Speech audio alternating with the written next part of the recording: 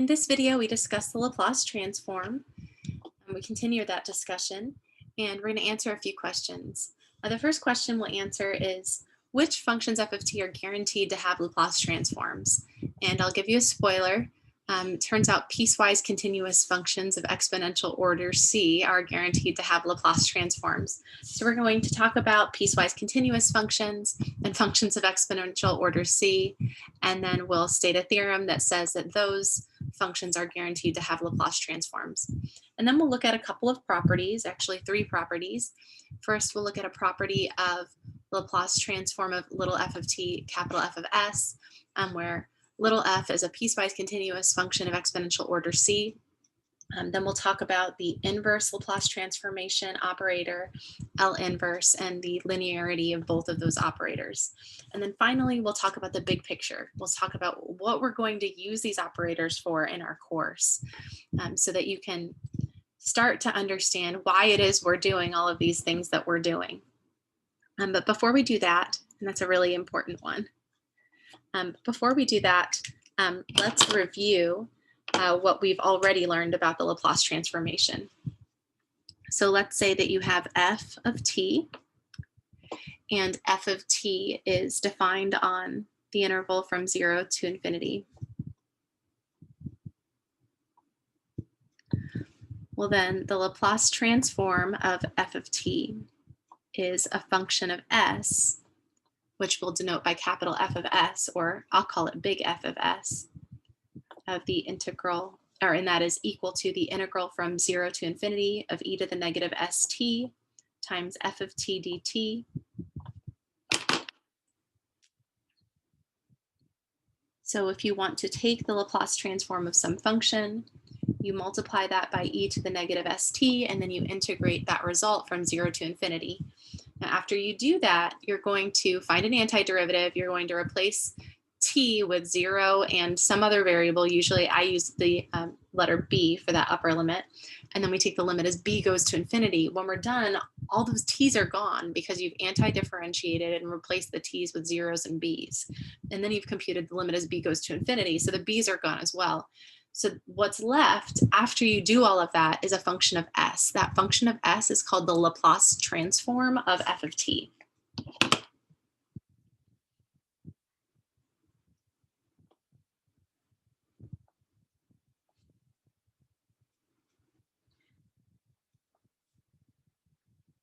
This is typical with the notation.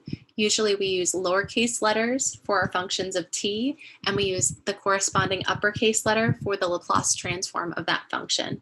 So if I was taking the Laplace transform of g of t, I would call that g, capital G of s. I will tend to call this little f and this big F because I don't like saying lowercase f of t and capital F of s. But you get the idea. This is little f and that's big F. And if you take the Laplace transform of little f, you get big F back. So the Laplace transformation is an operator, and it operates on a function of t, and the output is a function of s. So this process of computing a Laplace transform is Laplace transformation.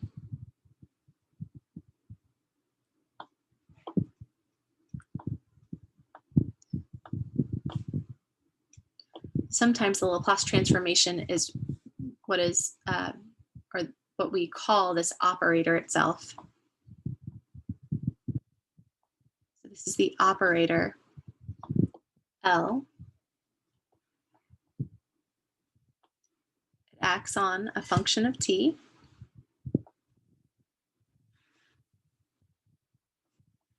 And yields a function of s.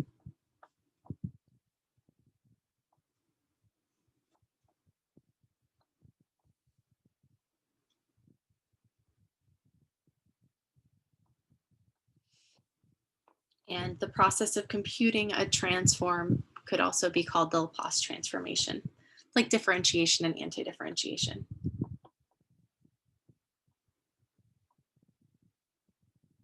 Say it's also that.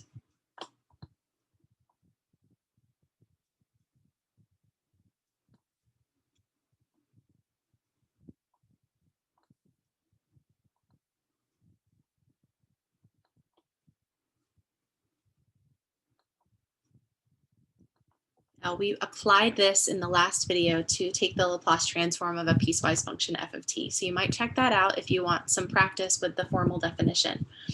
Now let's get to that first question. We said, okay, so the Laplace transform of f of t is this function of s, and it's defined this way whenever this improper integral actually converges to some function of s. So the next question is, which functions f of t are guaranteed to have Laplace transforms? There might be some functions f of t out there where if you substitute them into this integral, that integral is never going to converge. So we want to know, when is this integral guaranteed to converge for at least some values of lowercase s? Well, it turns out if the function f of t is a piecewise continuous function and it's of exponential order c, f of s is guaranteed to exist, and it's guaranteed to have a certain property that we're going to talk about. So let's define those two terms.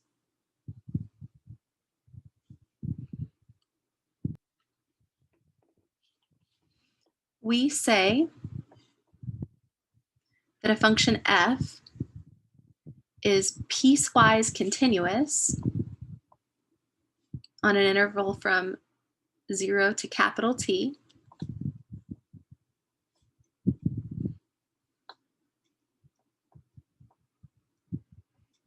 If it's continuous in pieces, basically.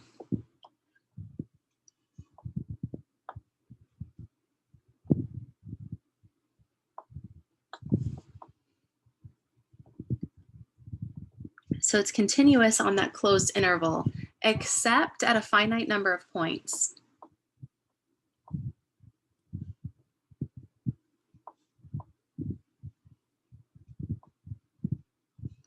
Where the function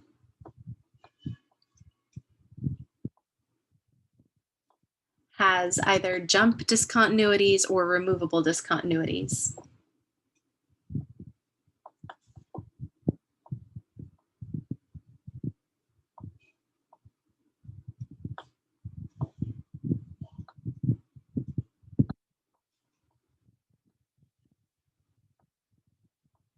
So it's pretty much exactly what you would expect. It's just continuous in a number of pieces, but notice that, notice this extra fact. If it is discontinuous at a location, a particular value of lowercase t here, it has to have a jump discontinuity or a removable discontinuity there. So it can't have an oscillating discontinuity and it can't have an infinite discontinuity. It's got to have one of these two kinds of discontinuities. So if we have a function that looks like this, let's say it's linear until you get here, and then maybe it's quadratic. And then maybe on the next piece, it looks like this. That's totally fine. I'm not actually sure what these t values are. Let's say this is y and this is t, and I'll just label these. Let's say that that's 2 and that's 4. Well, this has a jump discontinuity at t equals 2. I'm not exactly sure what the limit from the left and the limit from the right are, but let's make up some numbers so that we can label this graph. So let's say that that one's 1/2 and that's a 1 and that's a 3 and that is a 7, just so that we have some values. Well, the limit from the left as x, or the limit from the left of 2 for this function, it looks to be about 1/2, and the limit from the right of 2 is equal to 3. So the limit from the left and the limit from the right exist, they're just not equal to each other. So we've got a jump discontinuity at t equals 2. We also have a jump discontinuity at t equals 4. The limit from the left is equal to 1. The limit from the right is equal to 7. They're not equal to each other, but they're both finite. So we've got a jump discontinuity there. So now you can see what I mean when I say it's continuous in pieces. This is one continuous piece, and this is another continuous piece, and this is another continuous piece. So this is a piecewise continuous function, and it has a finite number of jump discontinuities on the interval from 0 to infinity. I guess we're using capital T, could be any value of t that is greater than 4. So this is piecewise continuous.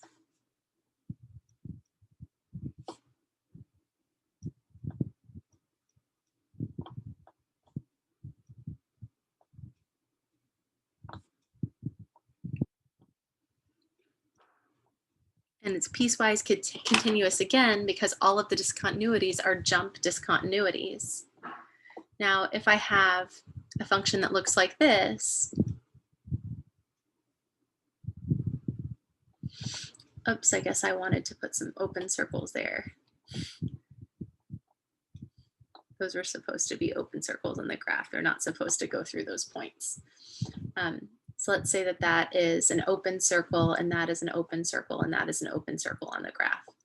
So let's say that that's x equals 2 and 3 and 5. Well, in that case, I'd have one continuous piece, another continuous piece, another continuous piece, and another continuous piece.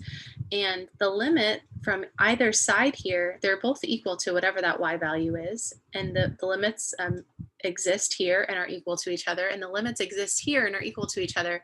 So the limit exists at 2, 3, and 5, but the function value doesn't exist at 2, 3, or 5. So this function is piecewise continuous. It's continuous in 1, 2, 3, 4 pieces, and we've got removable discontinuities here. So this is piecewise continuous.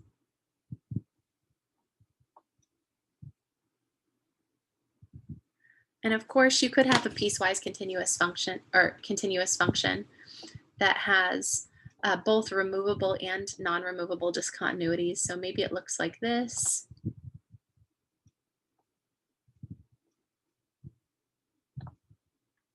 So let's say that that is occurring at 4 and that is 6. Now this one has a jump discontinuity at t equals 4 and a removable discontinuity at t equals 6. So this is piecewise continuous.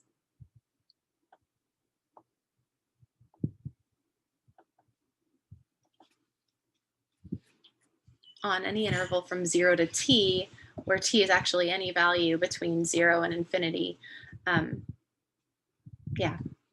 any value would be fine because we have a finite number of discontinuities here. We've got 2 here, we've got 3 here, and then 3 here. And at each of those discontinuities, the limits from the left and the right exist.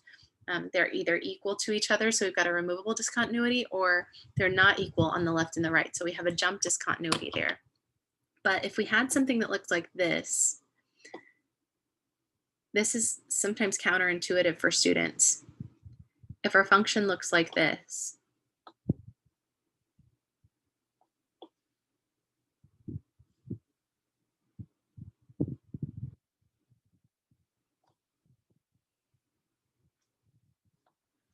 you might be tempted to think that this is piecewise continuous because it does look continuous, doesn't it? It looks like it's continuous on this piece and continuous on this piece. So you might say that's piecewise continuous, but it's not because we have an infinite discontinuity at t equals 3 here. As t approaches 3 from the right, the y values on the graph of y of t approach negative infinity. So we'll say since the limit as t approaches 3 from the right, that little plus means from the positive side, from the right of 3. Since that limit is equal to negative infinity, that's not a jump discontinuity, that's an infinite discontinuity. This function is not piecewise continuous.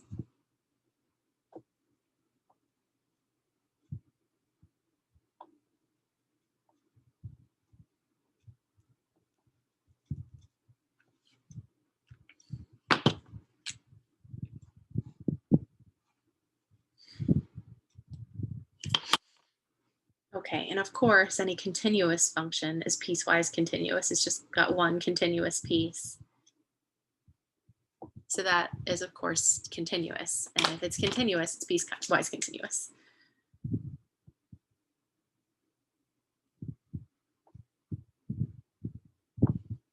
Well, actually, the implication only goes one way. A continuous function is piecewise continuous, but a piecewise continuous function is not necessarily continuous. Most of the time, they're not continuous.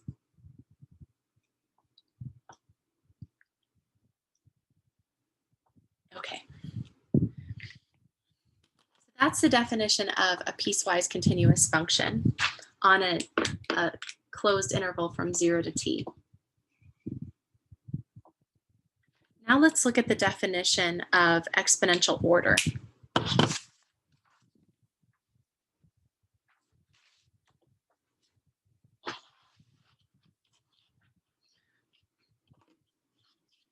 we say that a function f is of exponential order c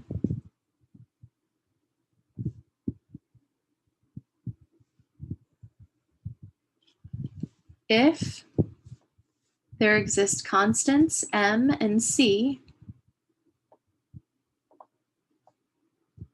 both greater than 0, such that the absolute value of f of t is less than or equal to m times e to the ct for all t greater than some particular value of t. Now this is a little much, can be kind of difficult to understand, at least initially when you're looking at this inequality. But this is just saying that the absolute value of the function f that we're looking at, we're saying it's of exponential order c if it's always less than, or if its absolute value is always less than the value of this function.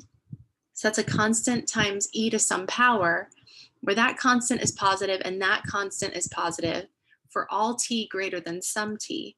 So we're saying eventually on the interval from capital T to infinity, the absolute value of this function has to be less than the value of this exponentially growing function.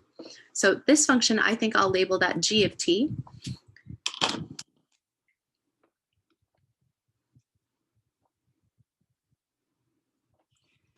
Now, if t is equal to 0, we're just going to have g of 0 equals m times e to the 0, which is m.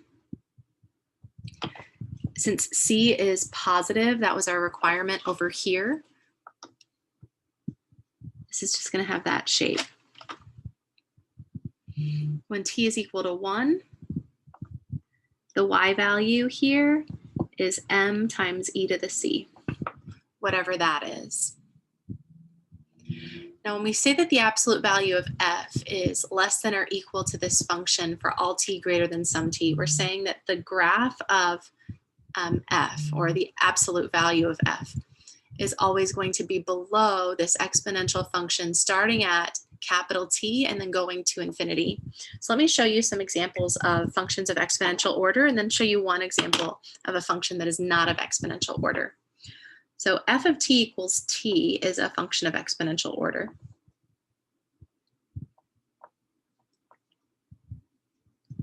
If I graph f of t like this,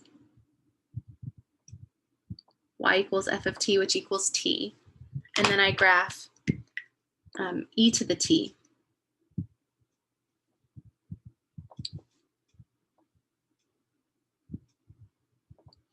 Well, when t is equal to 0, y is equal to 1.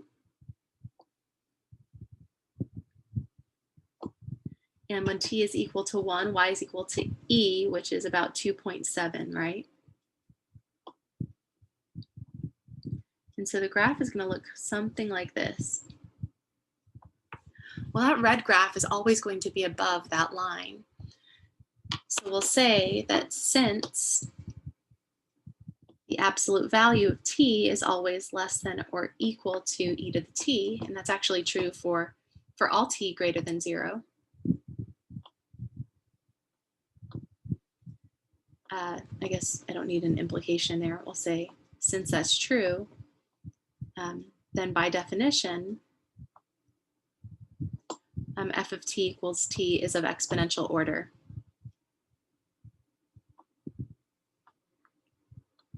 And there's always a particular exponential order. And the exponential order is given by c, where c is that coefficient of t inside the exponent. Since this exponential has a coefficient of 1, we can say that f of t equals t is of exponential order 1. Let's look at another one. Let's say you've got f of t equals sine of, or 3 times sine of t. So we know that sine of t always oscillates between -3 and 3, And maybe we're just interested in the interval from 0 to infinity because we're doing Laplace transform problems. We know this function repeats every 2 pi.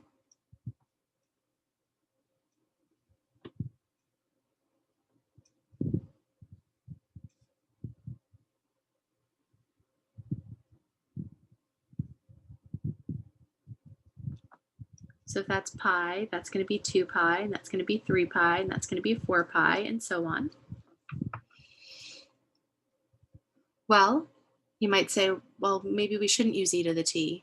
Well, if we used e to the t here, there would be a particular value of t where this graph was always below e to the t, so that actually would work.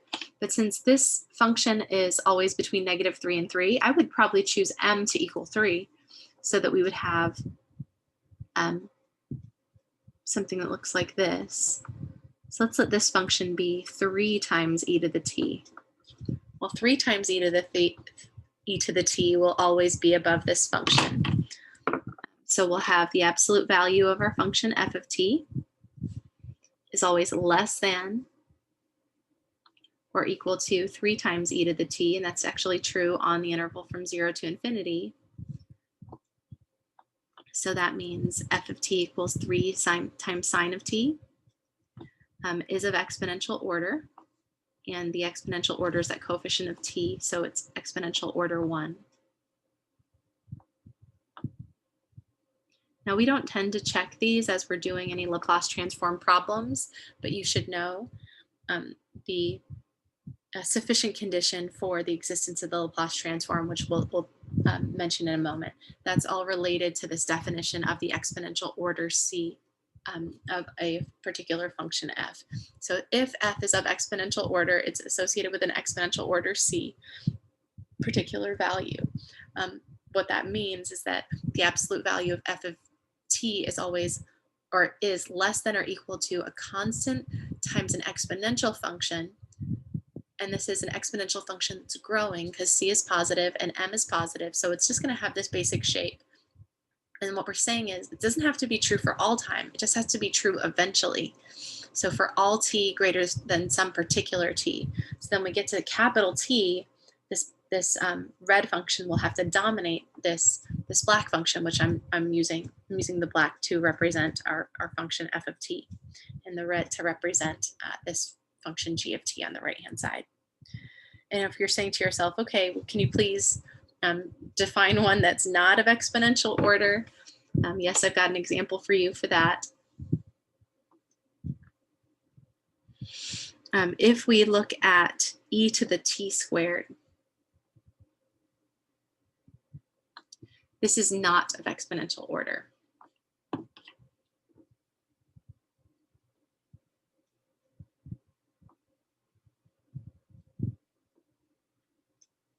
And I think you can probably see why. What we're saying is that this function has to be less than or equal to this exponential function for all t greater than some t. And I think that most functions behave like that. Most functions are dominated by exponential functions eventually. But this is just a constant times t. If I wanted to invent a function that would eventually dominate this, I would need the exponent to grow faster than that constant times t, where the constant is just, or that is definitely just a constant. It's not a function of t. Well, instead of a constant times t, I had a t squared in that exponent. T squared is going to grow faster than the ct. So this is not of exponential order. If we look at e to the t squared, it kind of looks like e to the t, but it just grows faster, actually.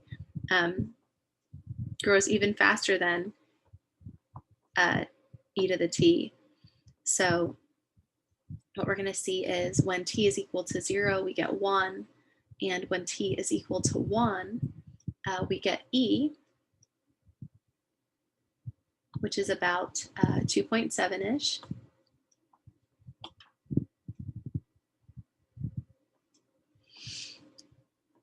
But instead of having that shape that we're accustomed to, it's a little bit flatter in here.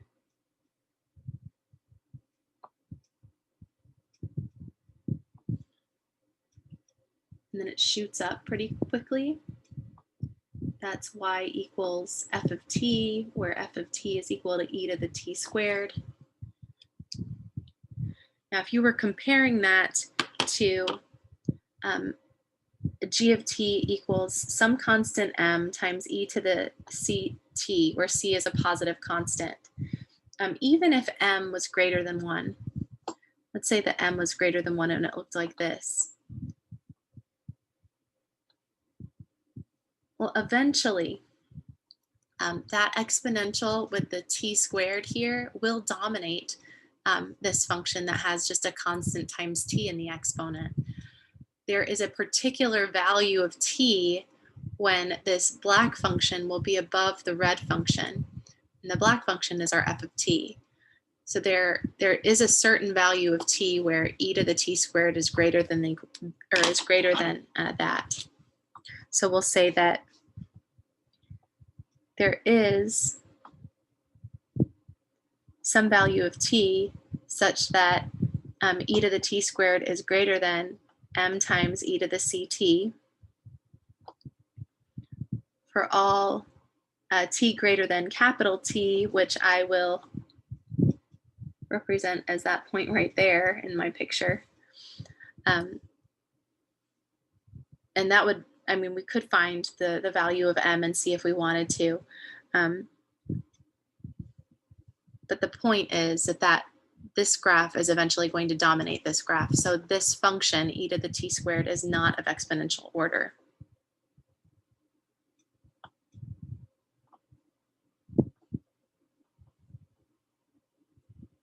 Okay, so now we know what piecewise continuous means. So it's continuous in pieces. All the discontinuities are either jump discontinuities or removable discontinuities. And then we know what exponential order means. It just means exponential functions will eventually dominate our function. The only functions that aren't like that are functions that grow even faster than exponential functions. Or maybe they decay even faster. You could multiply this by -1. We're going to take the absolute value anyway, right? But they either grow or decay faster than an exponential function. Those are the only ones that are not exponential order. So now that we know those definitions, we can state our sufficient condition for the existence of f of s.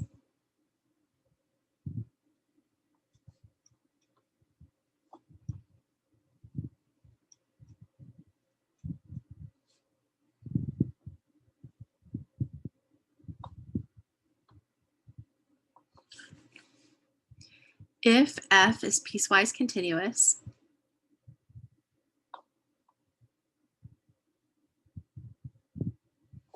on 0 to infinity, and of exponential order c,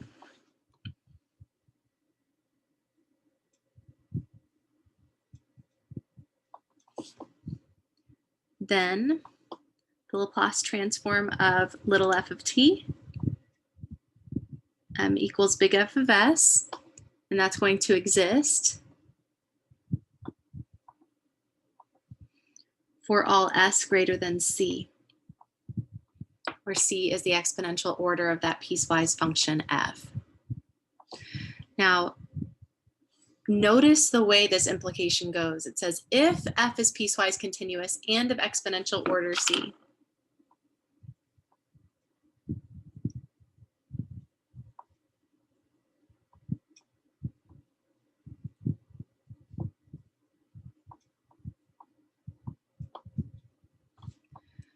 Then we're guaranteed that f of s exists for all s greater than c.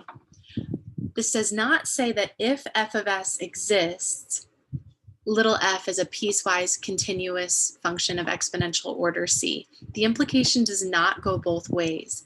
That's what we mean when we say that this is a sufficient condition for the existence of f of s. It's not a necessary condition for the existence of f of s. There are actually f of s's out there that aren't piecewise continuous or of exponential order c. So we're going to say there are some functions f such that f of s equals the Laplace transform of little f exists, and f is not piecewise continuous,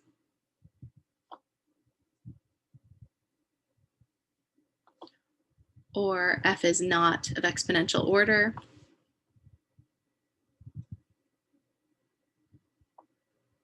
or both. So here's an example. F of t equals t to the negative 1/2 has a Laplace transform that exists. Oops.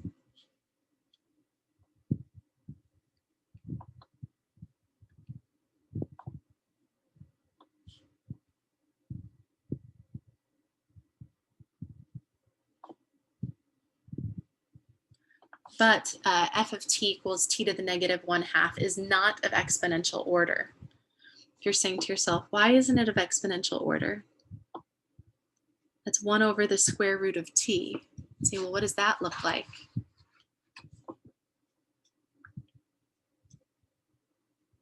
Well, that function has an infinite discontinuity at t equals 0. So when t equals 1, we get 1. When t equals 1/4, we're going to have 1 over the square root of 1/4 is 1/2. 1 over 1/2 is 2. This function has an asymptote at t equals 0, and then as t goes to infinity, it's going to approach 0 like this. This is not of exponential, or it's actually, I think, fine with the exponential order issue, but it's not piecewise continuous. It's got a infinite discontinuity at t equals 0. But its Laplace transform exists, and we could use the formal definition to find the Laplace transform if we wanted to. We're not going to do that right now, but I just wanted to give you one example of a function that does not satisfy this for which this exists. So what we're saying is, if f is piecewise continuous and of exponential order c, then this is then the Laplace transform is guaranteed to exist. But if the Laplace transform exists, that does not necessarily mean that it goes the other way. This implies this, but this does not necessarily imply this. So that is our sufficient condition. Now I'd like to talk about a couple of properties before we end this video.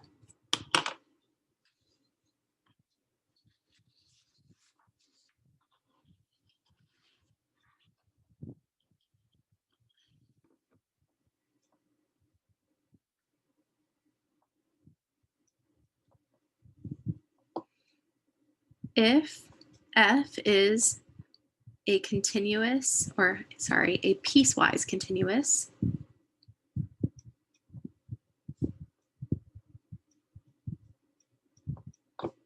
function of exponential orders,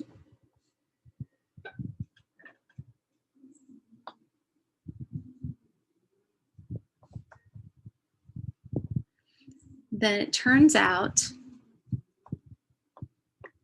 that f of s, which is the Laplace transform of little f of t, satisfies the following. The limit as s approaches infinity of f of s will equal 0.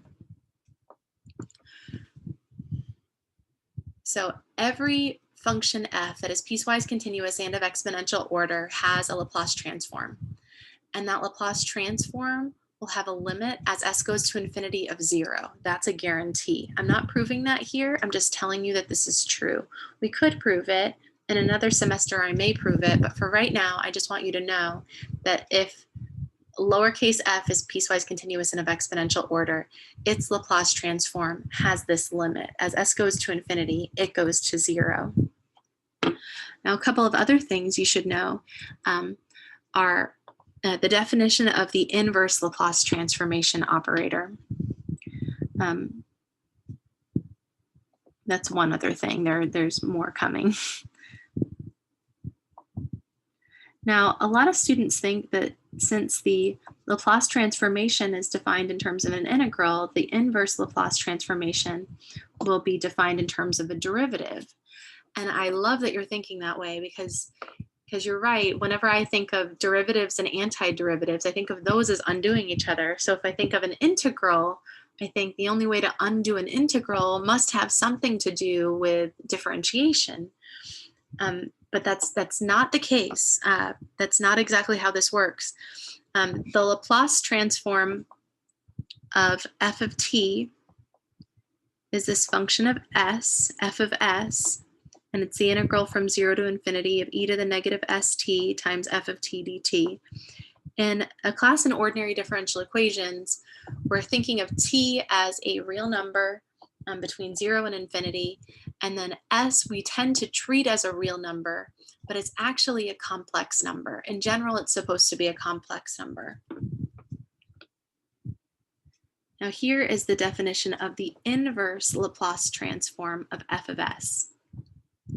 That's going to give you a function of t back. Since s is a complex number, this is an integral as well, but it's an integral of a complex variable s. It ends up being 1 over 2 pi I times the integral from alpha minus I times beta to alpha plus I times beta of e to the positive st. So it's positive here when we're taking the inverse transform. Then you've got capital F of s here, and your integral is with respect to s. Here, alpha and beta are real numbers, so that these are complex conjugates in the limits of integration here.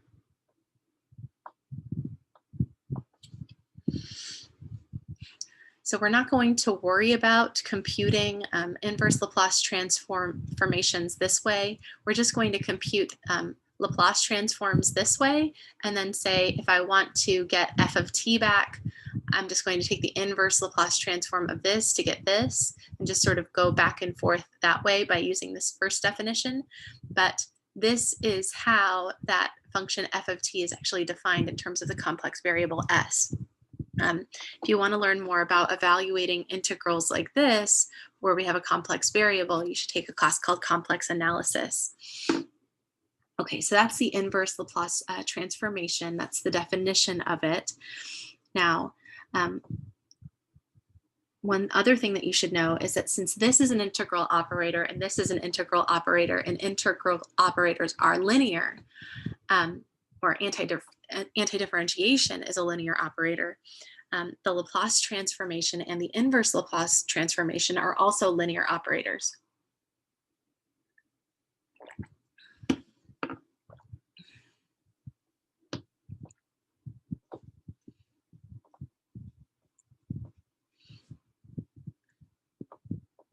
And if you're saying to yourself, what does that mean?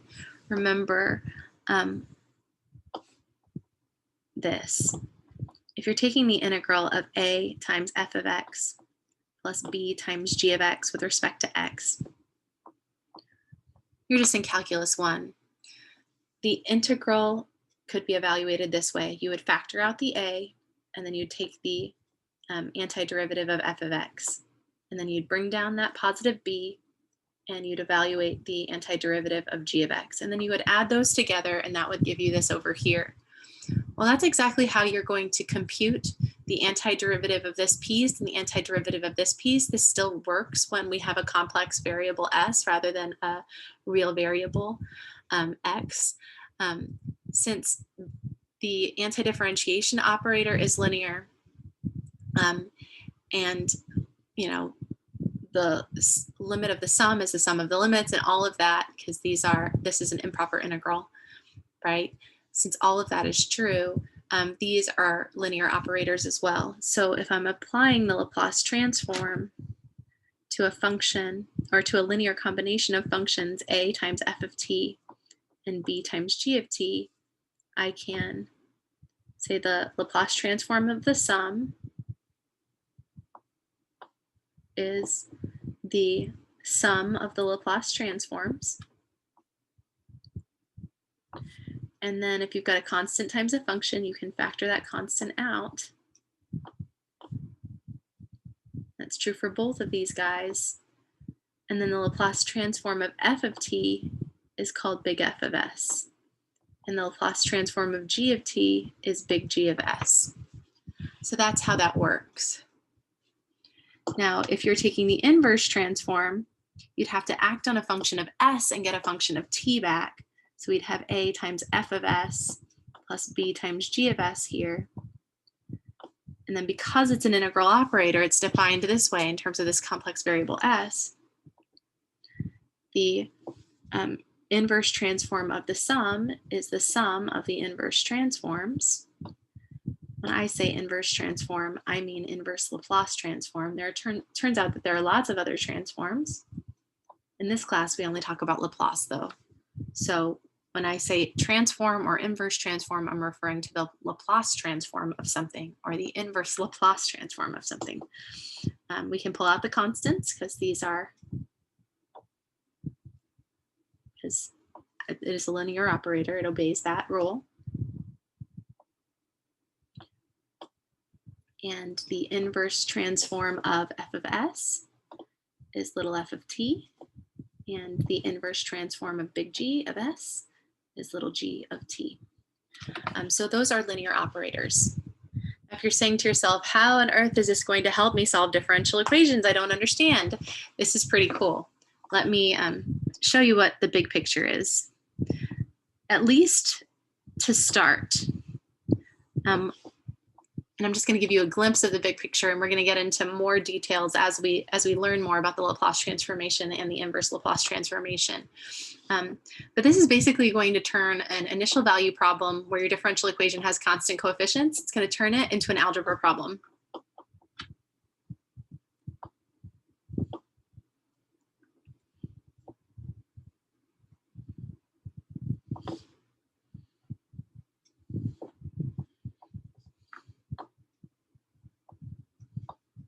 So they allow us to solve initial value problems very easily. And this is especially where you have a differential equation with constant coefficients. If that's the case, this is how you're going to solve an IVP.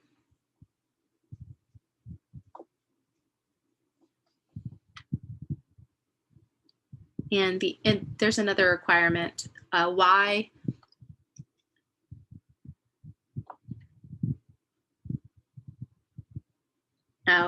y prime and all the way up to the n-1th derivative of y, those all have to be specified at 0 in the initial conditions. Now, if they're not specified at 0, usually you can make a transformation. So if you had all of these at t naught equals 5, then you could let s equal t naught minus 5, or s could equal t minus 5, and then through the transformation, you could center them all at 0. So if they're not at 0, you can always force them to be 0 by doing a little bit of algebra, and it won't be difficult. So you've got an IVP. You've got your initial conditions where your initial value of t is 0. This is what you do in order to do that. You're going to take the Laplace transform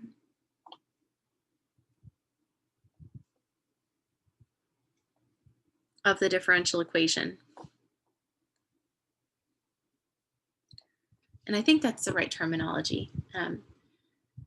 Because we say take the derivative of a function, we'd say take the Laplace transform of the differential equation. So you're taking the Laplace transform of the left-hand side, you're taking the Laplace transform of the right-hand side, and since they're equal to each other, you've got these expressions in S that are equal to each other. So the result is typically an algebraic equation in y of s.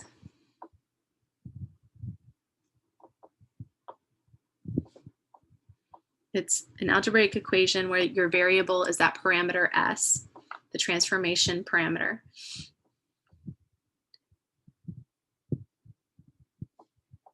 And that equation is going to involve y of s, where y of s is the Laplace transform of the function that you're looking for. So you've taken the transform using these rules, and now you've got this transformed equation in terms of y, or in terms of s, involving the Laplace transform of your solution to the IVP. Then you just do some algebra and you solve for the Laplace transform of your solution, and then you compute the inverse transform to get little y of t back. That's it. So you take a transform, you solve an algebraic equation, and you take an inverse transform. It's very simple. In theory, it's very simple. This is a lot of algebra. There's very little differentiation or anti-differentiation after we talk about the definitions of these integral operators. For the most part, you're just going to be doing a lot of algebra, adding well-chosen zeros, multiplying by well-chosen ones, doing a lot of partial fraction decomposition to make patterns match patterns for Laplace transforms that we're going to have in our table of Laplace transforms. We very rarely use this definition. We use it at the very beginning when we are defining the Laplace transforms of some commonly, for some common functions that often appear in differential equations. But once we use that definition to find the Laplace transform, most of the time we just refer to a table of transforms. And you've got f of t in one column and f of s in the other column. And if you're trying to take the transform, you're going from the left column to the right column. If you're trying to take the inverse transform, you're going from the right column to the left column. And that's it. That's pretty much it. If the differential equation has constant coefficients, it changes, or the Laplace transform and the Laplace transformation and the inverse Laplace transformation allow us to solve an IVP by turning it into an algebra problem. Now, if the differential equation does not have constant coefficients, if it has variable coefficients, it turns the differential equation in terms of t into a differential equation in terms of s. Most of the time, at least in our class, those are going to be first order linear equations in s that you can solve with an integrating factor, so they're not too bad. But most of the time, we're going to be solving algebra problems. There's going to be a lot of algebra and very little differentiation or anti-differentiation involved. So if you're good at algebra, I think you're going to love the Laplace transform. And if you're an engineering student, you're going to see a lot more about the Laplace transform and Laplace transformation in your third and fourth year at the big university. So this is really important stuff as you go on from here. So I hope you're excited because this is going to be very nice and very helpful in practice, and it's going to allow you to sort of avoid taking derivatives and antiderivatives and use another method that's completely based on all of that, that same material to simplify your work greatly, which is a lot of what we're trying to do with mathematics. We're trying to be as efficient as possible. And we're discovering things that allow us to be as efficient as possible. Okay, so I will see you in the next video. And in that video, we'll start computing some Laplace transforms of basic functions so that we'll start building up that table, that list of commonly used Laplace transforms so that we can use them to solve differential equations.